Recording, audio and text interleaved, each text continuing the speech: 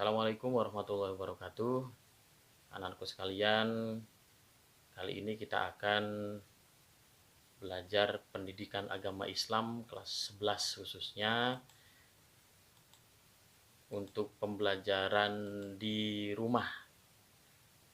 Materi kita pada pertemuan pertama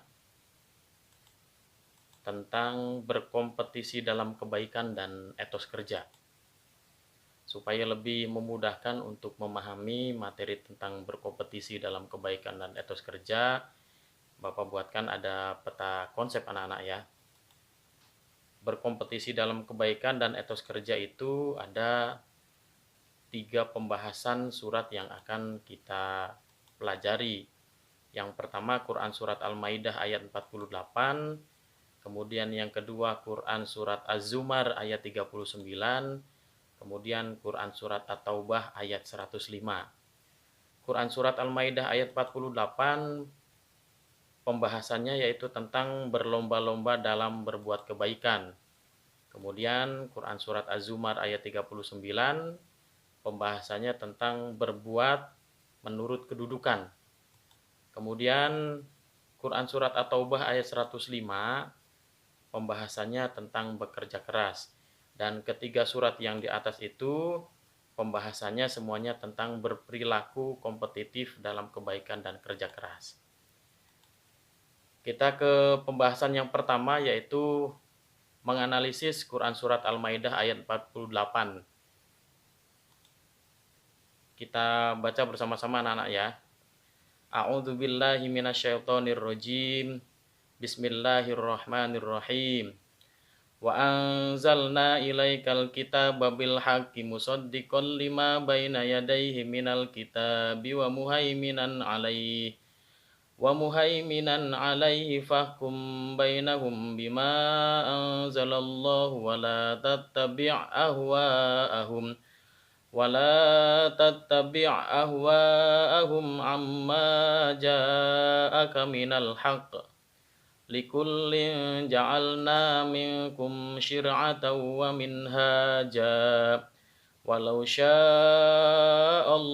laja'alakum ummatan wahidatan walakin liyabluwakum fima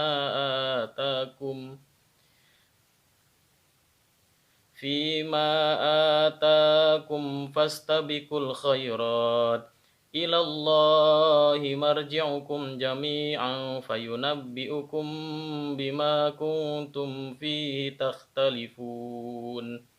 Quran surat Al-Maidah ayat 48 yang tadi kita baca terjemahannya, dan kami telah turunkan kepadamu Al-Quran dengan membawa kebenaran, membenarkan apa yang sebelumnya, yaitu kitab-kitab yang diturunkan sebelumnya dan menjaganya.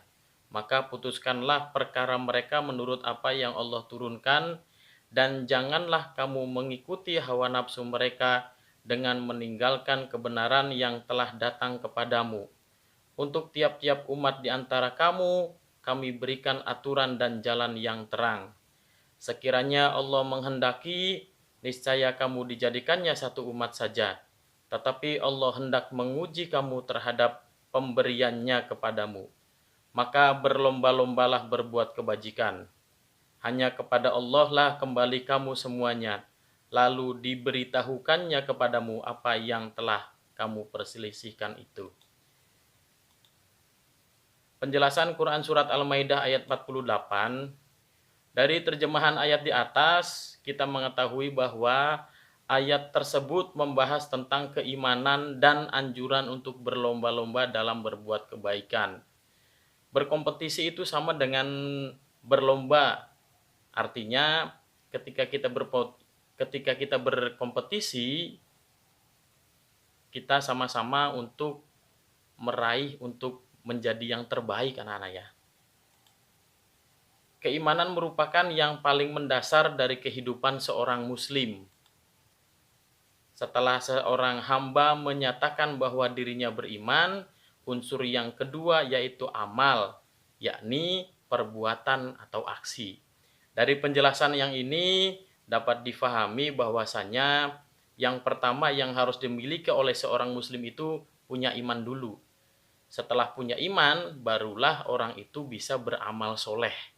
Artinya punya kepercayaan dulu untuk apa kita berbuat kebaikan, untuk apa kita beraksi, untuk apa kita melakukan sesuatu di dunia ini. Atas dasar iman dulu yang nomor satunya, yang pertamanya bagi seorang muslim. Kemudian amal soleh adalah semua perbuatan baik yang didasarkan pada iman dengan memperhatikan syarat-syarat berikut. Syarat yang pertama, amal soleh itu harus dilandasi niat karena Allah Subhanahu wa Ta'ala semata. Jadi amal itu harus dilandasi karena niatnya. Kalau niatnya itu salah, berarti amalnya juga ya salah. Karena amal soleh dilandasi niat baik, kalau dilandasi dengan niat yang baik, insya Allah menjadikan amal yang soleh.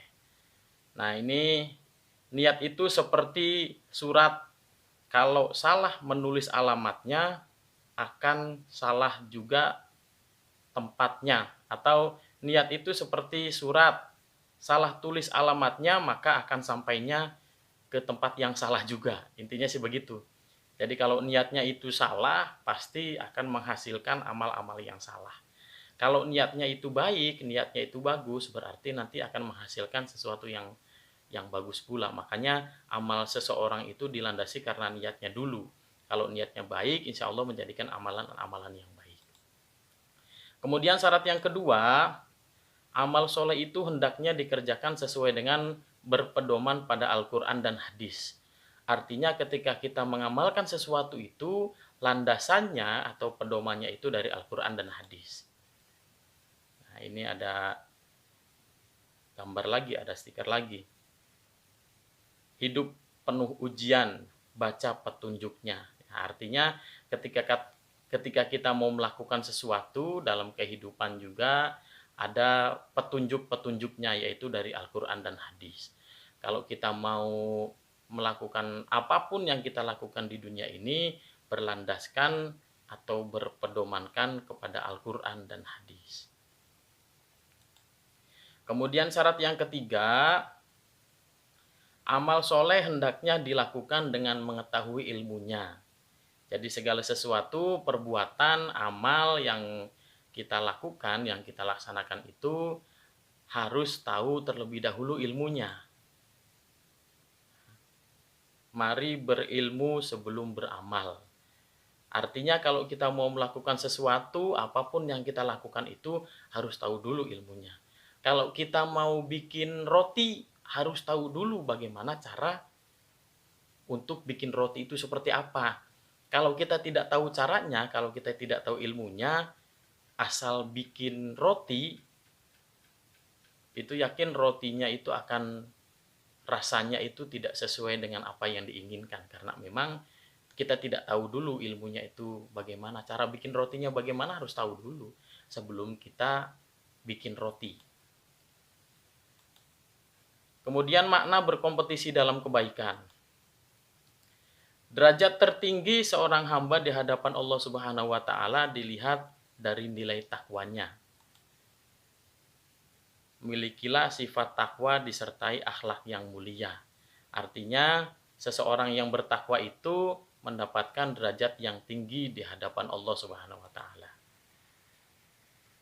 Kemudian hamba yang takwa itu maksudnya hamba yang selalu menjalankan perintah Allah dan menjauhi larangan-larangan Allah.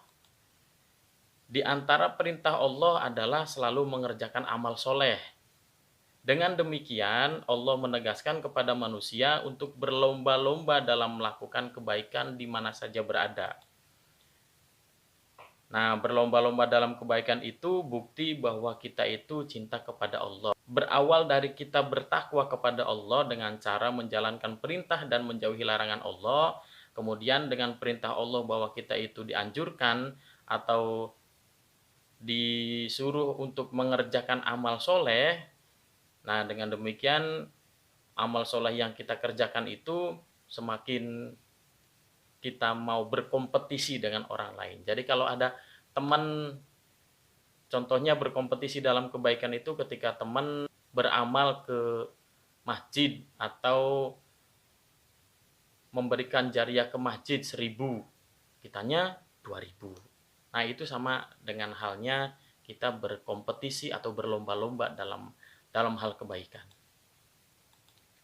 Nah, dalam pembahasan yang singkat ini, berkompetisi dalam kebaikan, mudah-mudahan bisa menjadikan materi pendidikan agama Islam ini bisa difahami oleh anak-anak sekalian, khususnya di kelas 11. Kemudian untuk